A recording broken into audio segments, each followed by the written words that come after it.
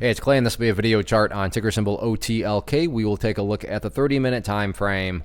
Real quick, what do I mean by 30-minute in case maybe you're new to charts? Instead of each one of these candlesticks here representing 1 day's worth of price action, which is what you would normally see, each one represents 30 minutes. So this here may look like several days worth of time. It's actually today's price action broken down into 30-minute time slices. I like to do this time frame. It does a good job of telling the quote-unquote story of the price, and then makes mapping out where levels of support and resistance a bit easier to see. Very nice movement today, not only from the price action perspective, but if you look down here at the volume, well above average volume on the day. So a lot of eyeballs on this one going forward. So let's map out some areas of support, and then we can talk levels of resistance. Initial level of support is what I would call the ideal level. And we say, hey, Clay, what would that make this chart look the absolute strongest going forward? And that would be if the price can continue to stay up above that $1.75 mark. Now, don't get me wrong. If the price falls below $1.75, I'm not saying the entire chart is destroyed or ruined or anything like that.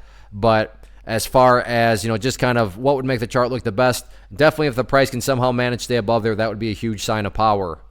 Taking a step back and looking at all this from the bigger picture point of view, that is where the purple line there comes into play, the 50-period simple moving average. Keyword being moving. As time goes by, that line is going to move itself higher and higher. So a very straightforward way to gauge the health of the move.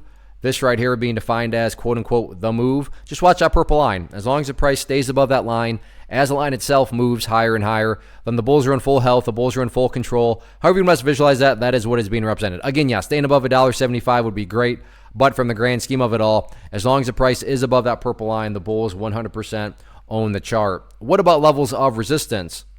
Initial level of resistance is going to be the top portion of this little consolidation that formed all afternoon long, with the top being right around the $1.85 mark. If the price can push through, actually that makes perfect sense why $1.85 is acting as resistance. Why do I try that way? You go through the history of things, rejected, and then rejected. So I'm not saying $1.85 can't be broken, just saying that now that I scroll back here, that makes perfect sense why that level is struggling. After $1.85, though, next key overarching level of resistance is going to be right up there. Well, that makes it easy at $1.95. So $1.85, $1.95, next two key battlegrounds going forward. All in all, though, anyway, look at it. Great movement today, great volume. Not just a question of can the price build upon this momentum going forward. Let's see what happens. One of the biggest questions I get is, hey Clay, how do you find the stocks that you trade? So what I've done is put together a free resource guide where I talk about the tools that I use to locate stocks that I find interesting and think may have potential. So if that sounds like something that could add value to you as a trader, then click on the image that is up on the screen right now and I will email you the guide. The guide itself is very short and to the point, and best part, it's completely free.